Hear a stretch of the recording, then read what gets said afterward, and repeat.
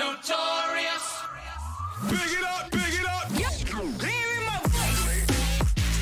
Yeah. Here we go. Yeah. Here we go. What is up, everybody? It is Friday, November 18th, and welcome to the Casual Wrestling Community Show. I am your host, the Notorious Nerdy D, and I am joined today by my co-host of the show, Level Up Lauren. What's up, y'all?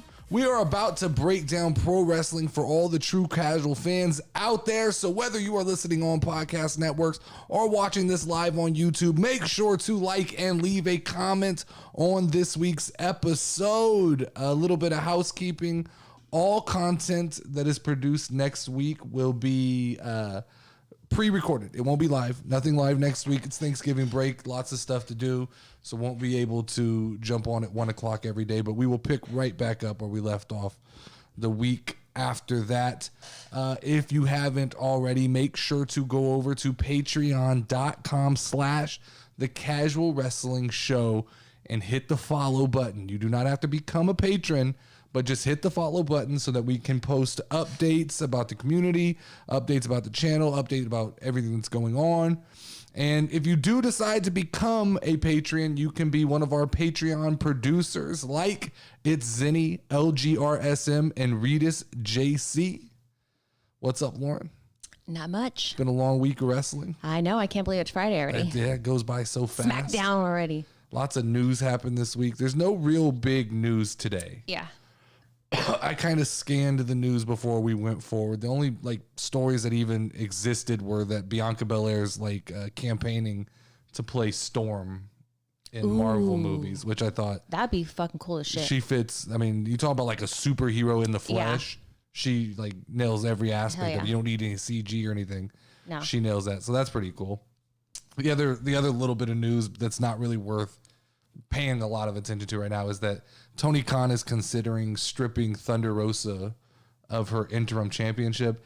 To be real, interim championships are stupid. Yeah. Especially in pro wrestling, in a sport where it's you didn't really earn the title in a sense that you're owed continuing a run with it. So when you're gone for any extended period of time, to me, this is just kind of shitting on Toni Storm, because basically she's held down the fort for the time that Thunder Rosa's gone, and what her title reign will be remembered as interim champion of AEW. Yeah. I don't like that. But he's So wait, you're saying Tony wants to take away Thunder Rosa's, or so he wants to basically, because she's been gone for an extended period of time, she's still the champion. Yeah. But she's hurt and can't defend it. So basically what he's saying is that at a certain point we have to determine whether you're really going to come back in a timely manner and defend your belt. And Toni Storm, they would have a match where they unify the titles. Yeah. Or does it get to a certain point where he goes, we're going to just remove your name from that title. You'll drop the title, and we'll just say that Toni Storm is no longer interim champion. She's officially the AEW Women's Champion. Yeah. Okay. Which I think you have to do, right? It just what happened to Thunder Rosa? I don't even remember. I don't either. I didn't even know she was gone. She's hurt. It felt like she was disgruntled, but who knows? Yeah. Let's dig deeper into this past week of wrestling, Lauren. Right. One of the biggest stories I was excited to talk to you about was I talked about, there was a couple articles that came out this week. CM Punk is kind of a hot button topic right now. Okay. There's a lot of people talking about CM Punk, and there's a lot of controversy going back and forth, and it almost feels like politics when you talk about CM Punk, because there is a hard line dividing two sides. Okay, what are the sides? You have one side that truly believes that CM Punk is just a dirtbag, just a scumbag. He ruins every company he goes to. They want nothing to do with him. And then you can literally walk across the street on this topic and find a group of people who just place almost zero blame on CM Punk and believe that the elite were the problem, that the companies he's worked for are a problem. I think to me, that's interesting. It's interesting when you get somebody that is that polarizing. And to me, I hate to play I'm an independent in this thing, but I really do kind of see it from both sides. I appreciate the passion that CM Punk has for professional wrestling. Yes. I do believe he loves the sport, and I believe that in the weird sort of like Kanye West way, I do believe he sees professional wrestling in a different light than other people do. I think could agree with you on that. I think it bothers him a little bit. I think he went into AEW thinking that he was there to fix it, when that was the mistake, was that none of those guys wanted it fixed. They had built a playground that they liked to play on. Yeah, it was just a different playground. Yeah, and Same rules. And it didn't match up to what he thought was the standards for professional wrestling. So I think he came in under this guise of like, I'm here to fix Tony Khan's company, when I think in reality, they just wanted him to show up and wrestle. And I don't think that you're ever going to get that from CM Punk. Yeah. Same with like WWE. He was always, and he always felt like he was more engaged when he felt like he was solving a problem. Yeah, I mean, I could see that certain people just have that want and need to get things done the right way. If not, then they're going to figure it out. And some people just enjoy kind of tinkering and fixing what's wrong. So where do you stand? So my ultimate beliefs are, AEW is a company that exists, and it is a necessary. I don't want to say evil, but it is a necessary evil in the wrestling business from a casual fan's perspective. It is this company that was for wrestlers, by wrestlers, and it kind of breaks the rules and the tropes of business. And it is a playground for the indie, right? For the Young Bucks, for Kenny Omega. And I think where I stand on this is I do think that Kenny Omega, the Young Bucks, all these guys had the playground. They had everything set up exactly where they want it. The slides over there, the merry-go-rounds over there. And we have, and none of it makes sense, but we have it set up the way we like it. This is where we like to play. We feel good about ourselves. The internet takes care of us. And then CM Punk came in and he kind of fucked it up and was like, the slide doesn't make sense there. You got to put the slide over here. It's where slides go. Yeah. And it caused tension. And my ultimate opinion is that Kenny Omega and the Young Bucks are mean girls. Mm-hmm. And they go, we don't like the new kid. We didn't need the new kid. What we were doing was perfectly fine. And you brought back somebody who has the credibility to fuck up what we're doing. And that's kind of where I stand on the CM Punk thing, is that he 100% is a guy who he doesn't understand the politics of business, right? Yeah. He can't just go in and like, go, look, I get like, I'm coming off a little rough. You're coming off a little rough. Let's talk and see. He immediately comes in and is just calling people dumb fucks, which is, hey, that's my favorite form of communication, is when you just come in like a bull in a china shop and you're just letting people know you're a fucking idiot. You're a fucking idiot. And that's what I think it is. I think he has no, what I call get right.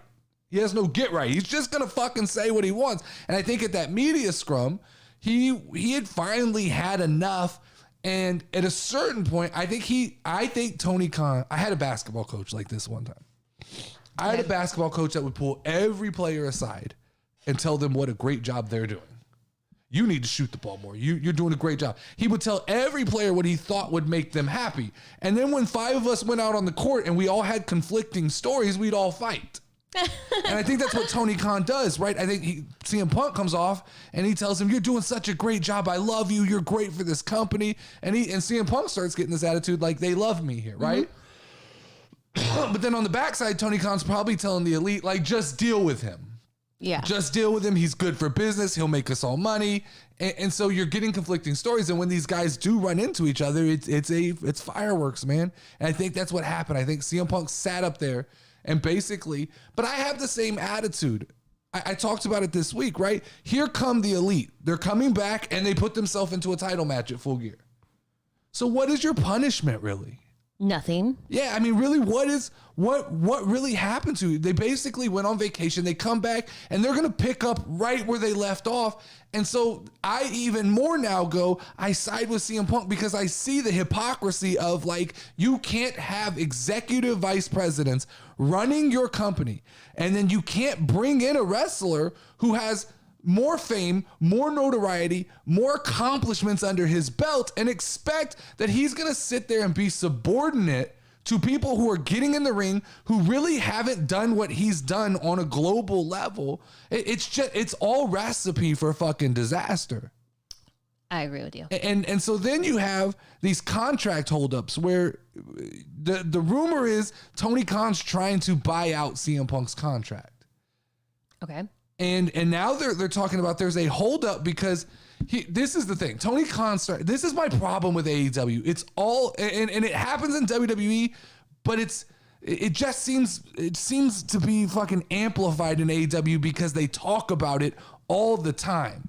Okay. And they say the opposite. So Tony Khan's big thing was anybody can go wrestle anywhere. This is a place of happiness and freedom, and we don't want to hold people back from what they want to do. And now all I hear about is this paranoia from Tony Khan where he just won't let wrestlers out of contracts because of a fear that they're going to go to WWE and do better. Triple H has caused a ripple in the business where I think Tony Khan used to would go, they can go to Vince McMahon. He'll probably bury him. It's not a big job. But now with Triple H, he's like, oh, fuck, I can't let them have Malachi Black. Yeah. I can't let them have Miro. I can't let them have CM Punk. So you get this contract holdup where apparently the problem is how long is the non-compete? And I'm telling you right now, this is the holdup. WrestleMania is the date that bothers him. Why? Because he doesn't want CM Punk showing up at WrestleMania. Okay, I get that day bothers. I guarantee you that day bothers Tony Khan because he's looking and he's going, if I let him out of his contract, there's a lot of things that can happen. Long shots, but there's things that can happen, right? CM Punk can sign a deal with WWE and come in, try to be humble, don't be humble, whatever. They can put him on a leash. They can do whatever they want, but that's an option. The other option is just having him for a one-off appearance at WrestleMania where he can't really fuck a lot of things up. True. Like WWE could just contract him to come in at WrestleMania, fight someone like Stone Cold Steve Austin. Dude, that would be crazy. Right? Well, that was always kind of a dream match that they teased. So you could sell it as a one-off event, and then you don't have to put up with CM Punk. You don't have to worry about him because he comes in, he gets to shake everybody's hands. You get to do the big hoopla celebration, make it all about CM Punk going into WrestleMania, and then he's gone. You go, hey, it was fun. Thank you for coming. Maybe we'll call you again later, but we're not going to put you on contract and keep you around the building where you can get disgruntled and start, getting in the ear of people. So who do you think would do well coming back to WWE from AEW? Well, I mean, the way Triple H is booking right now, anybody new. He's booking the same way as Tony Khan. He likes new characters. He likes the surprise. These guys rely very heavily. When I say these guys, it's Tony Khan and Triple H are relying very heavily on like, here's a surprise. I can book them well for a couple weeks, and then now I don't know what to really do with them anymore because I've got to start putting people in meaningful stories. One problem with WWE booking is this idea that we have to protect everybody. This guy can't lose a match. He's got to be protected. Seth Rollins can't. The parody should just happen. Guys should lose matches that they're expected to win. That's sports, right? Every Sunday when you turn the TV on, it's fucking the Cowboys lose, right? But they were expected to beat the Packers. That happens, and it should happen more often in wrestling to create parody. I've said this, and we're going to get into this in a little bit, but I have a theory about Austin Theory that people aren't going to really want to hear. All right. Let's talk. Let's dig a little deeper into the Sasha Banks situation. Okay, what's going on with that? I told you last week about, and I told you earlier in the week about. She went and filed a bunch of trademarks. Oh, okay, Sasha's money, Banks's money, money maker, but it was spelled MONE. And now I see like she's being listed for appearances at like Comic-Con and stuff, which is weird because the rumblings were like this was imminent. She was coming back. It's all set in stone. I'm getting the vibes something happened. So she's still under contract, right? Does that mean that she's still getting paid? So I don't know. I'm not going to pretend to understand those workings. I believe she's still on the WWE website, which to me, I think that under the idea of wrestling, she's under a WWE contract. Yeah. Now that doesn't mean she probably can't do some Comic Cons. They're probably letting her do some things to get happy. But as far as I'm concerned, filing these trademarks for toys and things like that was toys was the one that bothered me, right? Because toys are done. Like that's a WWE thing. Yeah. You're not going to make your own toy. Yeah. It's going to come out like all crazy. So she files all these trademarks. And then I did see what was interesting was typically when she gets booked for like a Comic-Con, it'll either say like known as Sasha Banks, or it will say just, you know, the Mercedes Vernado. Yeah. The last one I saw said formerly known as Sasha Banks, which is interesting. So are they doing a whole change in who she is? Like, you know? She doesn't own the IP. You can't call yourself Sasha Banks unless WWE says it's okay. It's a weird thing. She can't advertise herself and market herself at a Comic-Con as come see Sasha Banks. Yeah. I believe that she can say formerly known as Sasha Banks and be okay. Okay. The question becomes though, is that her verbiage, or you wonder, like, am I reading too deep into it? And she submits this to San Diego or wherever, and they go right on there that's formerly Sasha Banks. Yeah. Right. We don't know what her status is with WWE, but right on there. My problem for this whole situation is I think that like the big opportunities for her to show back up are disappearing quickly, because I've talked about this the other day. War Games is the last big event of 2022. Yeah. That's it. Once that event hits, we are in this weird dead space where we go from November, whatever, 23rd or whatever it is, to Royal Rumble with just a gap of no meaningful reason for big things to happen in wrestling. And so if she doesn't show up at War Games, I don't know when and where you bring her back. That's not Royal Rumble. I guess 2023 makes sense. I mean, at one point she was quoted as saying that she didn't even want to take any wrestling bookings until 2023. So Yeah. in theory, that could make sense. Is Royal Rumble a place where you bring back Sasha Banks? I just like, when you start looking at the way Royal Rumble is stacking up, it is either going to be one of the most fun Royal Rumbles of all time, because the amount of possible, Becky Lynch is a possible surprise. Charlotte is a possible surprise. Who else? Be a banger. Pat McAfee is a possible surprise. Cody Rhodes is a True. possible surprise, right? You think Logan Paul would come back? I think Logan could easily be in the Royal Rumble. I had a theory I talked about yesterday, Lauren, where I said the way you set up John Cena and Logan Paul is that John Cena comes out, he gets a huge pop for the Royal Rumble. Yeah. Comes out, gets in the ring, does his thing, and immediately after it's Logan Paul. Logan Paul comes out and eliminates John Cena, and then I think Theory should eliminate Logan Paul, and they should literally lay into the fact that Theory wants the match with John Cena, but Logan Paul is such a celebrity that there's a threat of taking that match away, and then I think that at WrestleMania it should be a triple threat match between Cena, Theory, and Logan Paul. That'd be pretty fun. That's the way I would book that, and Well, we'll see if they live up bring to your into reality. expectations. right, whatever. Yeah, but I mean, I feel like Sasha needs. Well, to be honest, I used to love Sasha Banks, but when you're gone out of the picture long enough, people forget who you are. They move on, right? It's like the cool off. I talk about it all the time. I can't remember her name right now, but the fairy girl is so cool. Shotzi's coming out. There's all these new girls that I don't know who they are. There's always younger talent, and there's always someone with colored hair, and that's that's the scary thing, right? Is it Shotzi's kind of fulfilled that need for like the crazy kind of colored hair. I said you get the glam from the other girls. Like, I don't really feel like I'm missing anything by Sasha Banks not being there. I said the other day, I think that Shotzi, potential aside, because she's gonna have to get better, but just marketability.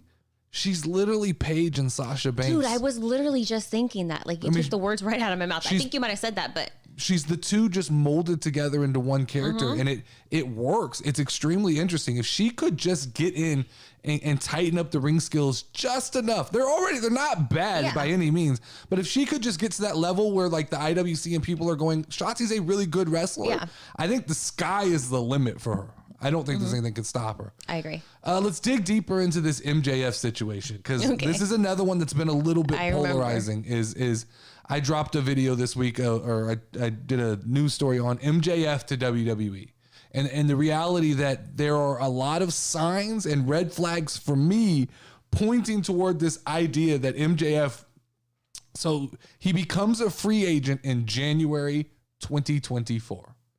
So we have about one full calendar year before this really heats up and we start deciding. I don't think he's re-signed a contract. Now there's AEW fans on the internet who will tell you different. They'll say he's already locked in. This is all just a big ploy. I don't think it is. I don't think he's that stupid. I think that he went and renegotiated with Tony Khan on his current contract and said, more money now. Not going to sign for a longer time, but I do need more money now. And I think he probably upped that contract to $1 million contract, something right over $1 million. Yeah. And I think that's gotten MJF to this point. Tony has a lot. There's a lot to be worried about in this situation. Mm-hmm. You're about to strap the title on. I mean, Full Gear, I think if he doesn't win the title, it's the biggest missed opportunity in professional wrestling this year. Yeah. He has to become champion.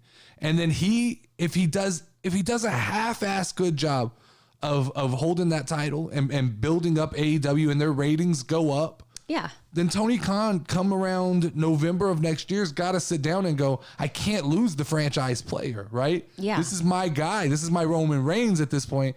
I got to back the truck up. And I think that number I'm thinking from Tony Khan, it's got to be the biggest contract on AEW if you want to keep MJF. It's going to have to be north of $10 million. I'd be curious to know what everybody's contract numbers are. I was able to pull up a little bit. I don't know what's right and what's wrong. It's hard to decipher the internet, but it looked like what's Moxley's?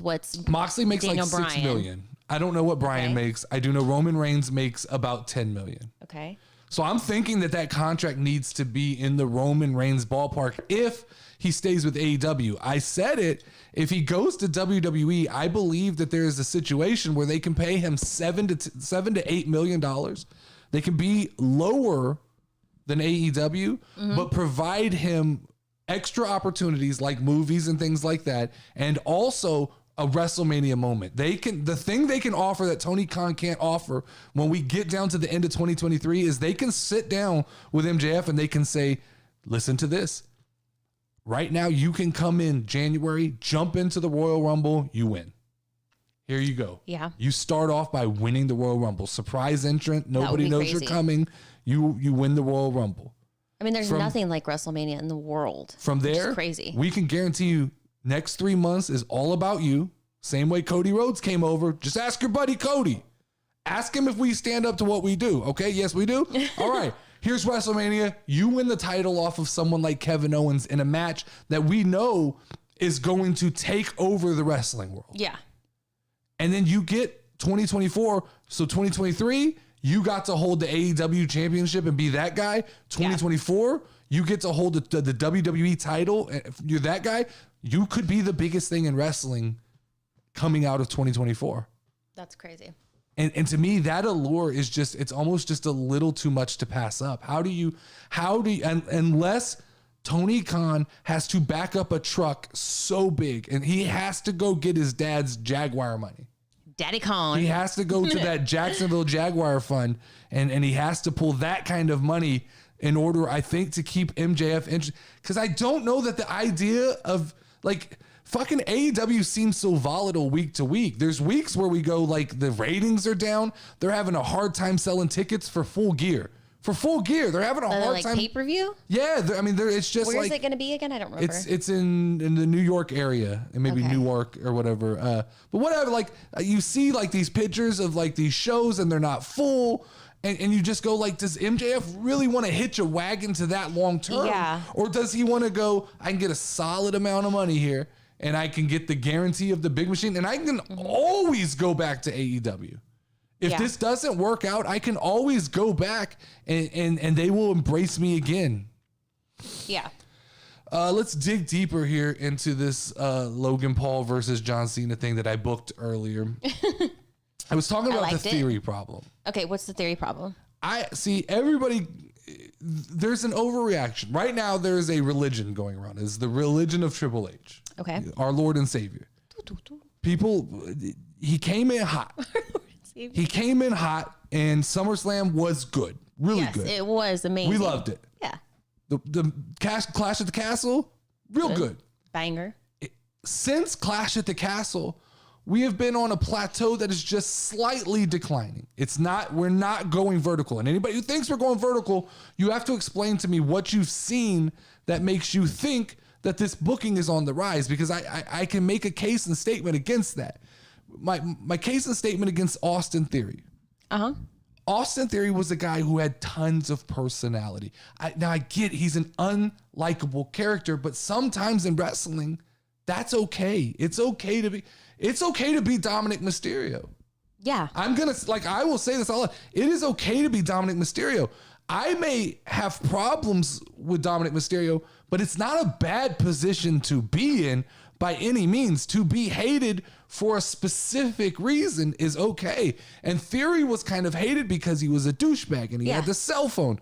But those were the things that made us like to hate him. There was an enjoyment. When you come in and you strip all of that away, you take all of that personality and you just rip it off of Austin Theory. And then you basically are laying into the fact now that he's super regressive. What does that mean? You book yourself into Theory can't lose. Because every time he loses, we're going to go, what is that aggression for? It's not viable. So now they've booked themselves into Theory has to be booked out strong through WrestleMania if they want him to look viable for your greatest of all time, John Cena. Yeah. And immediately it looks like Theory's going to work with Seth Rollins. So is Seth Rollins about to get buried by Austin Theory? This is a real problem. When Theory's holding the cell phone and he's being a goofball and kind of he can lose matches and come back the next week and be fine. And we're fine, right? Yeah. He can picture, man, you got me when you're cheating or whatever. He gets to have excuses. Exactly. Excuse is the right word. When you're booked as the bearded grumpy man and you lose, you just look like a bitch. It just goes, sorry. Well, I guess that aggression's not working for him. And it's the same way I feel like y'all are going to have to explain to me why turning Seth Rollins babyface makes sense. Seth Rollins is a good bad guy. He's the best bad guy. He's the bad guy that we loved to cheer for. Yes. When you take the Joker and you make him Batman's partner, we go, I don't like the Joker anymore. Yeah. Because he's lost everything that makes him interesting. Yeah. And so these are booking decisions by Triple H that I'm going, this is it's okay to have your ear to the street and listen and go, oh, they're cheering babyface. With Seth Rollins, you have to go, they're cheering because they like him. They like the way he kind of straddles this line. I can't even do it. I mean, the whole Willy Wonka it's the only way I can put it. The Willy Wonka persona I get what you're saying. Works from a bad guy. It works from a bad guy because it's like, oh, he's fucking mocking us, right? Willy Wonka as a good guy is just a fucking goofball. Yeah.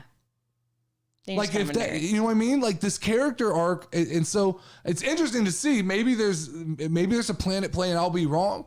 But I think there's a Theory problem. I think there's a Seth Rollins problem. I'm not ready to just hand Triple H flowers and go, you're killing it, bro. Everything you do. I'm looking at it. When you come into Monday Night Raw and you hear about him making a ton of last minute decisions, to me, that's a guy who's like, I don't have this figured out. I don't have a roadmap going forward of where we're supposed to be going or how we're going to develop these characters. I'm just going to listen to the crowd. And if they react, then next week we'll do what we think makes them react again. And being reactive is a little bit of a problem. Yeah. I mean, because we got all these new women wrestlers and stuff like that. Like, did I totally miss something? Like, what's going on with Emma? You know, I don't really see anything moving forward in her story. I think that was just... I think that I told you at the time. It's just, hi, I'm Emma. I'm gone now. They just need a big name. It's a reason, it gets headlines for SmackDown, and it was a big name to feed to Ronda Rousey. That's it. Oops, didn't mean to hit that button. Right. Last thing I want to dig deeper into is this Brit Baker and Saraya stuff that's going to come down. It's going to culminate tomorrow night on Full Gear. So I don't want to talk too much about it because by the time this comes out, it won't be very good news. But I just. AEW does, it's not really AEW because I don't think there's any plan, but to me, and you're usually the one who does this and I laugh at you, but I can't figure out, do they not like each other? Paige, I call her Paige because that's what I know she's her Paige as. to me. Britt Baker and Saraya, do they not like is there general, real heat between the two of them, or are they just working this so well that it's selling? I think it might be real. So like you had told me about it, right? And I was like, what did I miss? I don't get why she's mad. Like, and you're like, dude, she just literally told her like, you don't deserve to be champion. You're not good enough, blah, blah, blah, blah, blah. And I mean, that is kind of like shitty to say, right? Unless it was talked about beforehand. That's my problem. But like, do you really think that it was talked about beforehand? Because she also said, I wrestled at this place. And then people were like, no, you didn't. Yeah, no. Yeah, exactly. So Tokyo it Dome and wasn't shit like planned. that. I don't put a lot of faith into this idea that like AEW wrestlers have a plan when they go out to do what they do. I think it's kind of just It's the reason why when they first come out, each one of them is like, thank you. I'm so thankful to be here. Yep. Blah, blah, blah. everything Fuck you, everything and you. breaks the fourth wall of like, Yes. I'm so happy to have this opportunity. Yeah. Yeah, I am extremely intrigued. This match, there's a couple matches on Full Gear that make me go, do I want to drop $50 on this, even though over half of it is shit I don't want to watch? I mean, it's like, I'll spend it only because I want to see the disaster, right? Like, it's one of those things like, do you want to see that? Yes, I do. That's the only match that I think could be a disaster. I'm not going to go as far as saying that Full Gear is a disaster. It's just not wrestling for me. I'm just saying in general, anything that like, you're like questionable. I'm the person who's going to push the button and find out what's behind door number 3. I'm interested to see, because I want to see what happens when she takes her first bump. When she's knocked down for the first time, how does she respond, and how does she, there's like, she's yelled PTSD and all these things. The other thing that popped in my head too, right, was like, so she came from like this wrestling family, right? And it's like, I worked so hard, I did this, I did that.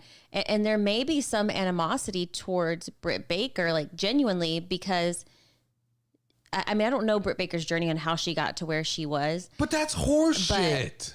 But like, you didn't go through all the shit that I went through. That's basically what she said. But she didn't go through she most made of the life shit choices that that other Britt people Baker did. didn't. Exactly. So- Like this idea that like Paige had this impossible road to overcome. You were born into a family who does. If you're born into a family of welders and you become a welder and you welded your whole life, it doesn't mean that your journey is better than the guy who went to college and decided, hey, I'm going to be a welder. I mean, Britt Baker went to medical school. Yeah, that shit's hard. Right? Like, That shit's hard. And I did this topic literally either yesterday or the day before with Baron Corbin talking about it. Like, a guy who goes all the way to the NFL and then drops out of the NFL and becomes a professional wrestler. Why are we discounting this like there's some kind of secondary citizen? Yeah, he made it to. Like, don't get it twisted. The amount of skill that it takes to be a professional football player dwarfs the amount of skill that it takes to be a professional wrestler. Yeah. That is fact. That is not an opinion. We've seen you don't actually have to be skilled technically. You can have a personality in wrestling. You can be a flippy flip guy, but you're more of a gymnast in wrestling than you are a professional athlete. Like, you can't just at 30 years old decide, I'm going to go play pro football. Yeah. That's not a thing. No. At 30 years old, there are people who go, I'm going to go try to be a pro wrestler, and they at least achieve levels of success. Yeah. There's zero level of success that you're going to, if at 30 years old, you decide, I'm going to go play quarterback in the NFL, you're not, like, zero success. You're probably not even going to do well at the league that plays down at the field by your house. Yeah. Like, off topic, I watched 90 Day Fiance, and one of the girls from there, like, I looked at her Instagram, and she literally is attempting to be a professional wrestler now. And she's like in her 30s, like late 30s. So, and that's exactly right. And probably having some form of, like, there are people going to watch her wrestle. They go to the promotion that she's in just because of who she is. Like, I'm not going to lie. I'd go just because I like 90 Day Fiance. Let's put it this way. Let's look at it this way. This is real. This is realistic. Okay. Logan Paul, perfect example. Logan Paul can step into professional wrestling, having never wrestled before, and he's doing it at an extremely high level. Okay. People going, he's very good at this.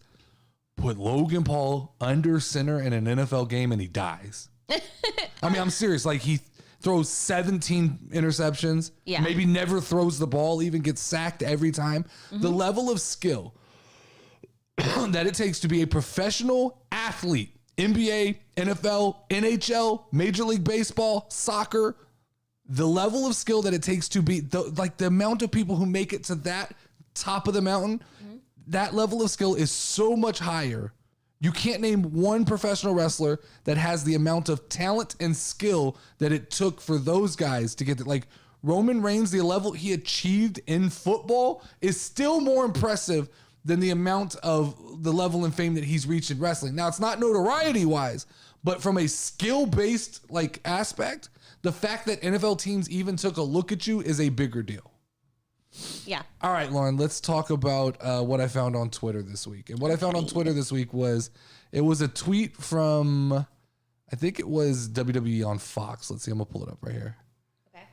It is WWE on Fox tweeted out a question. It says, who has the coolest nickname of all time in professional wrestling? And now I'm gonna spin this on you. Mm-hmm. I'm going to give you some nicknames.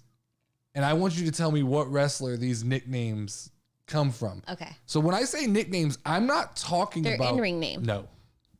I'm talking about a lot of wrestlers have like a secondary name that they're given. Mm-hmm. Some of these, I don't know. Like I'm interested. Let's see how you can do. All right. So this person has 3 extra names. Okay. That they go by. They go by The Game. They go by the King of Kings and the Cerebral Assassin. Triple H. It is Triple H. Good job. I'm impressed by that. That's a good start to this game here. Mm-hmm. All right, so we have the Viper and the Apex Predator. It's one person. Randy Orton. It is Randy. You were 2 for 2. Now it's about to get difficult here. All right. The Samoan Bulldozer. So it's either The Rock or the something. The Sheik isn't. No, it's neither. It's Umaga. Oh, I don't know who that is. Umaga is the Samoan Bulldozer. Would have never guessed All right, that. we'll go back to a little easier here. The Rattlesnake. His name is just the Rattlesnake? It's one of his nicknames was the Rattlesnake. Stone Cold Steve Austin. It was Stone Cold Steve Austin. God damn it. You're 3 for 4 here. Yeah. The Hitman. Bret the Hitman Hart. Yes. Yeah. I got 2 more for you. I'm highly impressed with this. You're much better at this than you are at 20 questions. Yes. The Eater of Worlds. The Eater of Worlds. Oh, I think I know this one. You should know this one. The Eater of Worlds. It's not dun dun dun dun. It's not him. I fucking know. It's a big guy. I can't think of it, but I'm gonna be like, oh fuck, I should have known this one. What song did you just sing?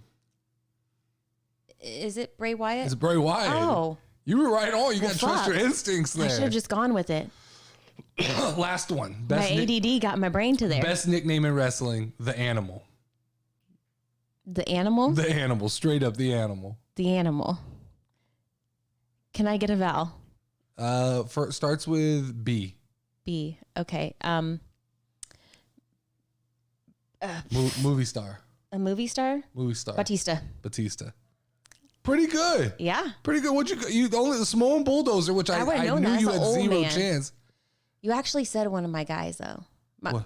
Mine was Bret the Hitman Hart. Yeah. Because I was like, that's so The Hitman. That's so like, you know what it is. So to me, that makes one of the coolest names because you got to remember it. Yeah, I'm with you. All right, Lauren. You didn't think I was going to get those. I have some questions for you. Questions awesome. after watching Raw and SmackDown. All right. Did you know that last Monday's Finn Balor loss was his first single loss in over 6 months? No, I don't think I picked up on that at all. But we shit all over Vince McMahon's booking. That's not a Triple H thing. That's a WWE thing. They've treated Finn Balor well. Yeah. I mean, 6 months of not taking a pin, and then once again, I'm going to lay into Triple H a little bit here. Last minute changes on Raw, and they conclude with Finn Balor taking a loss, undoing a 6 month streak that you could have used. Yeah, going you forward. could have done something with that. That's crazy. Did you know that AJ Styles hasn't won a pay-per-view singles match in over 3 years? Damn, that's a fucking long ass time. That feels no, but I think I would be pissed if I was him because Well, that feels like an aggressively long amount of time. Like, Yes. And like you talk about a guy who just shows up and fucking does his job and doesn't complain. You hear about like CM Punk and like some of these guys who like after 3 losses are fucking talking about destroying a company. And here's AJ Styles coming out here, fucking consummate professional, 3 years straight, can't pick up a singles win in a pay-per-view.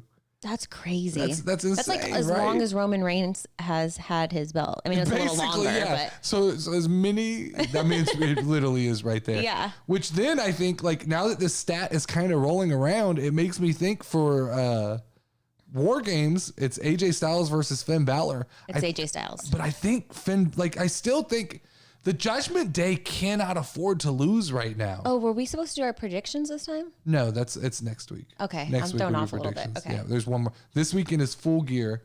Next weekend That's what threw is me War off. Games. Okay. When we're not predicting Full Gear because you don't even know who half those people are. The first one.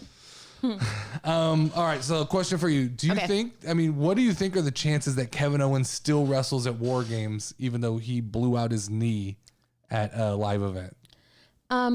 I don't think that he is. I don't. Kevin Owens to me is one of those wrestlers that can leave for a little while and come back, and he still gets love from the crowd. I mean, I hear what you're saying, but I think he shows up tonight. Really, I don't. But I mean, I could be He's wrong. a tough so. motherfucker. I mean, I've read articles that say he's having a hard time moving around, and then I've read articles that say like he has no intention not to push through this banged up knee. I mean, you can in a War Games match. What is a blow knee? Like, is that hard on your body or something? Like, I believe it's an MCL or like it's kind of the same thing that they're saying Logan had. It's just you have ligaments in your knees and they get twisted and pulled out in different directions, and it just happens when you put wear and tear on your body. I mean, I felt coming out of our house one time, and I thought like my leg was broken. So Yeah, I mean, I would say just rest, boy. I'm gonna Just say it's rest. a little bit different than you falling outside the house, but if that's what you want to use to compare it, I'm 100% okay. I think you probably tweaked your ankle. You This saw me. man's dealing you like saw me chase after our dog and almost die. this man jumped like 8 feet off of the top ropes and landed on his leg. I feel you, Kevin. I feel you. Slight difference. I think I mean, if there was anybody, right, that I thought was crazy enough and like love the business enough to go like the show must go on, it's Kevin Owens. Yeah. And I'm the same as you. Don't go out there and fucking So that's kill a yourself. certain caliber of wrestler. I think I would put Cody Rhodes in that same. I mean, look, he had the purple titty. I agree. You know? You get working injured when you're told not to. Yeah. I wonder how much can they hide Kevin Owens in a War Games match? He can definitely be the last person to come in, which means that he gets to rest most of the match. He can come in with just a high level of intensity, but the problem is like I think the way they wanted the story to go down was that he was going to be the lone person left in the ring. Oh, and shit. that's going to require work. But hey, let's do it. Let's go, Do it to Kevin. it. We'll see tonight. I think it'll be interesting to see tonight if he. I know. I'm excited for If he today. makes an appearance, or we'll probably learn tonight if he's not going to be in it. We'll figure out who's going to hold that fifth spot if it's not Kevin Yeah. Owens. Yeah, that'd be interesting. Speaking of War Games, which War Games match are you more excited for? The women's or the men's? The women's. Really? Yeah. Why? So I'm interested in the women's because honestly, like, I just like them all. Like, I know you had mentioned like you didn't like the fact that all the bad guys like were sticking together. I actually do like it. And there's these new, what is it? New Mia Yim? Is that her name? Nietzsche? Whatever. I don't know her name yet. I want to see what's going to happen between her and Rhea Ripley. I want to see Rhea Ripley wrestle again. I do too. And for That's why I'm individual reasons, that match is fine. Like you got a bunch. To me, it's a clusterfuck. I'm going to call that clusterfuck match of the night. That's what it is. It's a clusterfuck match of the night. Because it's like we got a couple different stories. Okay, let's just put them all in the ring together. Let's just let them. It's a missed opportunity to me. There's an opportunity if this was the plan. There should have been seeds laid way earlier that Rhea Ripley had some relationship with Bayley that allowed them to work together later on. How hard would it have been to just allow a couple backstage interactions where they're talking to each other? It could have been even as simple as like Rhea Ripley asking Bayley for advice or things like that, just to plant seeds inside people's heads. I mean, they did it with Bianca and Rhea, right? Where she just passed by her. Good job, right? Because now if something moves forward, we have context for like, this has been set up as interaction. What happened here was, it was like, we have Damage Control. There's 3. Yeah. Okay, Bianca has Alexa and Asuka. There's 3. Nikki Cross needs something to do, so we can stick her with Damage Control, but she'll like wander around weirdly. I'm even okay with that. I like her. It's still kind of weird because it was, I think, the week before that she was attacking Bayley, right? Yeah. So this is the booking I'm talking about with Triple H. It's not consistent. We don't know where we're going. And so then we go, all right, Rhea Ripley and Mia Yim need something to do. So why not just do the OC versus the Judgment Day? That's True. what I don't get. I thought that would have been a good one. So instead you pluck these 2 women out of this, and you're going to put them in a cage with other people, and now they got to get along with other people and sell their story. It's going to be a lot of story going on, and it may work. There's a good chance it works. It'll probably be a good match just because of who's in it. They almost have to be both like left in the end together, because they book them both as like strong women. So I would think zero chance. You don't think so? Bianca has to be. What if also we get the reveal of the Bray Wyatt and of Alexa Bliss? Yeah. I don't think so. I mean, I just don't like. I honestly don't think there's that much thought going in. I feel more like, and I don't mean that. I mean, I think War Games is a little bit of smoke and mirrors right now. I think it's like, we don't know what we're doing. I think they have like these major kind of benchmarks to hit, right? We know what's going to happen at Royal Rumble. We've got that planned out. Now Triple H is doing this like song and dance where he's like, we got to figure out how to entertain people for the next month and a half. All right, War Games works. Yeah, I remember that last year where we were kind of like, okay, like what's going on here? This is boring, because there wasn't a lot to do. I don't remember that. I thought I felt like that last winter year. was good. I mean, because there was day 1 pay-per-view, so I don't know what you're talking about. There was a pay-per-view on January 1st. There was this time like right before WrestleMania that you're like, nothing can really happen, Lauren. Hey. What? WrestleMania is in March and April. I know that, but it's really, really fast. It's almost here. No, but you're saying, yes, there's a low time before WrestleMania where everything's kind of set and there's not a lot you can do. We're in November. I guess that's true. We're in November. My timing's a little off. Yeah, we're in November, and there is 0 premium live events until Royal Rumble. That's crazy. They got to add something. There's going to have to be something added Maybe in they'll be between like, there. hey, surprise. Do you like the idea of Bray Wyatt and LA Knight? Yes, because like Bray Wyatt's been gone for a little bit, and I don't know if I'm ready for him just to be introduced to like Roman Reigns or something like that, and then they end him. Like I want to build his character back up, because I don't understand really what he is now. Like, or like beating up on LA Knight? To me, it's a complete momentum stopper. I want to know more about him, because I'm a little confused on his character. Well, they're going to trinkle it out to you for over the next fucking 6 months, because basically he says they need to Laurenize it for me. but they're not going to. I mean, Bray Wyatt is obviously like, You know I'm going to come to you and like, Dustin, leaking. what does this mean? Yeah, he's slow leaking all of this stuff out, and I don't know that I like. But is that going to backfire? Because like, remember you told me one time that he came out and was like, how did you guys not know that like every 3rd sentence of my thing was this long? Backfire against who? They're not pushing right as of right now. Besides people on the internet overhyping Bray Wyatt, they're not laying into Bray Wyatt by any means as like, this is why you need to watch SmackDown. It's still So what is their Roman plan Reigns' with show. him? I don't understand. The plan is to basically, I think that he kind of has this creative freedom to just be. And, Yeah. I think he is just kind of being, and he's just kind of doing what he wants to do. I just think it's unfortunate that like you've got so many people you could feed to Bray Wyatt. LA Knight was on That's a true. little I bit of like a hot LA Knight streak, too, and yeah. then like you're gonna just this obviously slows the momentum of LA Knight if he gets beat up. We'll see tonight if that's continuing. But it's just an odd, unless like LA Knight is joining Bray Wyatt. But at this point, I think I'm pretty comfortable with the idea that like there isn't this big faction behind Bray Wyatt. Bray Wyatt is. I would have liked that. Is literally, and the other thing that bothers me. He's his own faction. The other thing that bothers me once again is this idea of like, I saw Bray Wyatt come out, or there was an article that said Bray Wyatt's petitioning like Triple H to hire back Bo Dallas, his brother. Yeah. And Redbeard, whatever. it Oh, is. I like him. Yes. But the fact that they're not already under contract means That's crazy. Once again, I don't know There what was no plan. Yeah, what was the plan? There was never the Wyatt Six has to just be an Uncle Howdy. This all has to just revolve just around Bray Yeah. Wyatt. So Which yeah. I think you need the others in order to make it work. True. I'm with you. I do too. So Last question, Lauren. This is one I talked about earlier in the week on the Daily Show. Okay. That I said I wanted to get to on Friday was Triple H's booking is a little bit stagnant. I think the last belts that changed hands were the tag team women's and the SmackDown women's.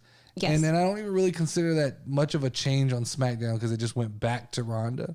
yeah. But we've got a bunch of champions right now that if you look going into, we're coming around the corner on December and January, and WrestleMania then's 3 months away. But a lot of these are champions that WWE's kind of been rumored to go into WrestleMania with. So it bothers me that are we going to just go, that's 30, 60, 90, next 120 plus days just with these with these champions, and it doesn't matter what event we're going to. We don't have to be real worried with who loses the belt. What do you think is the next title? And I'm going to read you who each one is, but tell me, who do you think is the next champion to lose the belt out of these? So Undisputed's Roman Reigns. could be crazy, right? Like, I think that it's the men tag team champions, the Usos. But how do you book? So in my mind, like in my crazy little mind, right? There's something going on with the Usos right now with Jay and Roman. Like, I have a feeling Jay's going to cost them something, right? Then Sammy's going to step in and he's going to be like, I can save this. And then somehow they'll end up getting them back. But then Sammy's like the hero. No. Right? Nope. It's Told not being you. booked like that. Crazy thought. But it's not being booked like that. That to me, that belt has the most clarity to me. It's obvious what's about to happen. Tell it to me. Kevin Owens, this is where Kevin Owens fits into this whole thing. Okay. At War Games, the idea is that Kevin Owens is the sole survivor standing up and looking Sami Zayn in the eyes in that match. Okay. And so that's going to then begin this. There's going to be a push and pull between Sami Zayn and the Bloodline and Sami Zayn and Kevin Owens. And he's going to pull eventually Sami Zayn out of the Bloodline because Jay's going to continue to be a dick to Sami. And eventually Sami's going to get tired of it. Roman will probably turn on him at some point. They'll cast him out. They'll probably go, we're done with you, Sami. You're not an Oos anymore. And it's going to be this fucking super emotional night where the crowd's all pissed off and Sami walks away and he's going to walk into the back and Kevin's going to be sitting there and, go, all it's going to do is this. Told you. Because that's Kevin Owens, right? He's just going to say, told you. And they're going to walk off together. He puts his arm around him. They're going to walk off together. And then at WrestleMania, Kevin Owens, Sami Zayn versus the Usos. They let's win. go. They win night one. Okay.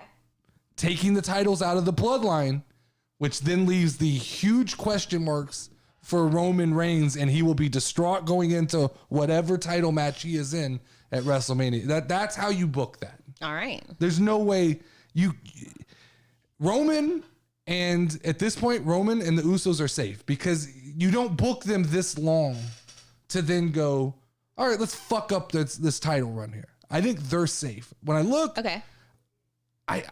Seth Rollins to me is the most in danger here because I believe that Theory and Seth Rollins may bounce around a little bit with the belt, and it doesn't hurt either one. Yeah. To win and lose and kind of pass it back and forth.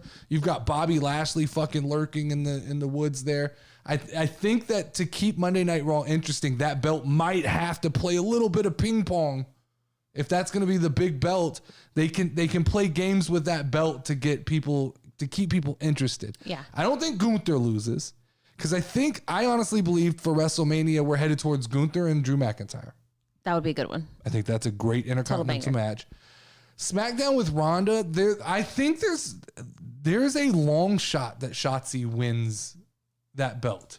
I'd like her to, but I don't think she will. Because I think, for what I'm saying, I think Ronda could probably take a couple months off if she needed, and then come back around Royal Rumble time, win the belt back from Shotzi or whoever has it at the time, Becky can win the Royal Rumble, and then you have those two meet up at WrestleMania. I don't know that I don't know if Ronda can sustain this long of a title run and keep people interested. True. I think she's going to have to leave and then come back in order to try to rebuild that excitement. Because I just don't I don't see people getting overly excited for Ronda Rousey versus Becky Lynch if Ronda's just holding the title till then. Yeah. Bianca, I don't think is in danger. I thought she might have been with Bayley, but I think she's kind of cleared the woods there. Damage Control, that belt very easily could bounce around and is probably most likely the one. I need those points. Yeah, I get it, the fantasy points, but I think that's probably where the most danger is. Okay. But I'm going to say United States. I'm going to lock in on I think the United States Championship changes hands before any other title. All right. All right, let's play 20 questions. Okay.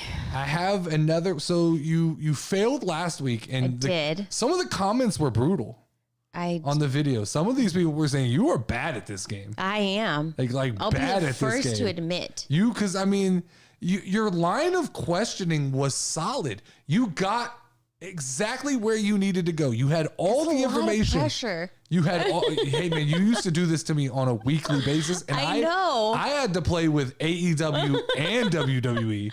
You're playing just WWE. Next time we're gonna narrow it down to just one brand. You got so close. Ew. Well, you can narrow it down though immediately. Oh, I know. Your first question can narrow it down. Oh my god. I mean, that's one thing that you can do. Ding dong. Yeah, your idea here is to narrow it down. Okay, but I have a person in mind. Okay. So you can begin the questions with your first question. Starting now. Okay. All right. Is it a boy? Yes. It's one. Is he bald? No. No. No. No. Okay. Does he have short hair? Yes. Does he have blonde hair? Hold on. You can't see this, right? No. Okay. Blonde, short hair. I'm terrible with like hair colors. Blonde, short hair. No, not blonde at all. I don't even know why I questioned. Is he white? Yes. Okay, white boy. 5. Is he on Raw? No, 6. SmackDown. Okay. Is he over the age of 30? I don't know people's age. Let's see. Okay. I believe so. All right. Does he Yes. Clearly over. 7. Does he have a podcast? Not that I know of. 8. Okay. It's not prevalent if he does. Is he a flippy flip guy? No, 9. So tall. Oh, I'm assuming he's tall. White on SmackDown. You say you're assuming he's tall? I'm just assuming he's tall, yeah. Okay. All right, so he's on SmackDown. Weird thing to He's assume. on SmackDown. Okay. He's white. He has short hair. Okay. He's not a flippy flip guy. Nope. 9 questions. Did Triple H bring him back? Yes, that's 10. Was he involved in something with The Miz? No, that's 11. Okay. Is this somebody who was on SmackDown last week? On television? Yes, on television. I don't remember. Okay. I can't answer that. So I get another question? Yeah, it's 11. Oh, God. Have I seen him wrestle before? 12, yes. Okay. He sounds so familiar. Is this somebody I would know? You would know if I knew 13, yes. Fuck. I'm going to get tons of hate, bro. You asked a very good question and then you lost focus on it. 13. I don't know what fucking question it was. Okay. All right. I'll So tell you at the end. was he on? Does he wrestle? Did Triple H bring him back, which you weren't sure about? No, said yes. Oh, he did bring him back? Said yes. So he came from NXT. Yes. Well,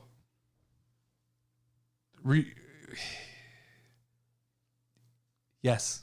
I'm going to say yes. Okay. So let me clarify that. Okay. Was he, did he ever wrestle on the main roster prior to Triple H bringing him back? Yes. Ooh. Yes. Okay.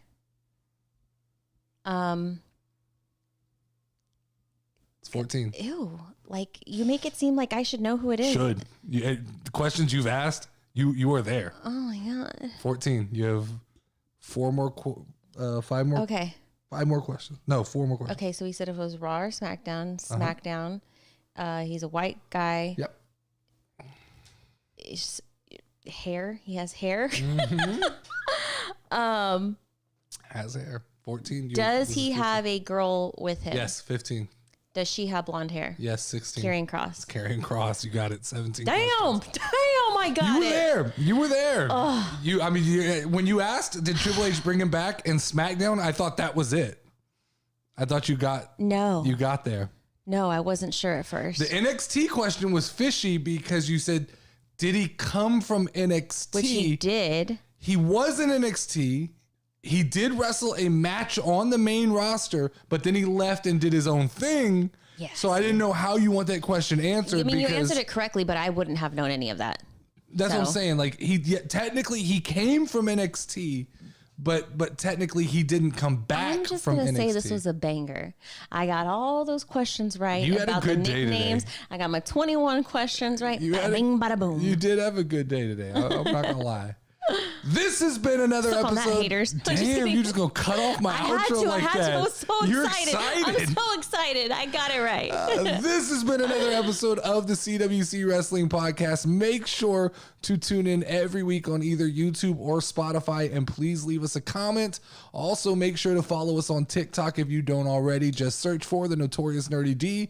As always, I am the Notorious Nerdy D. That is Level Up Lauren, and you can ring the final bell. Ding, ding, ding.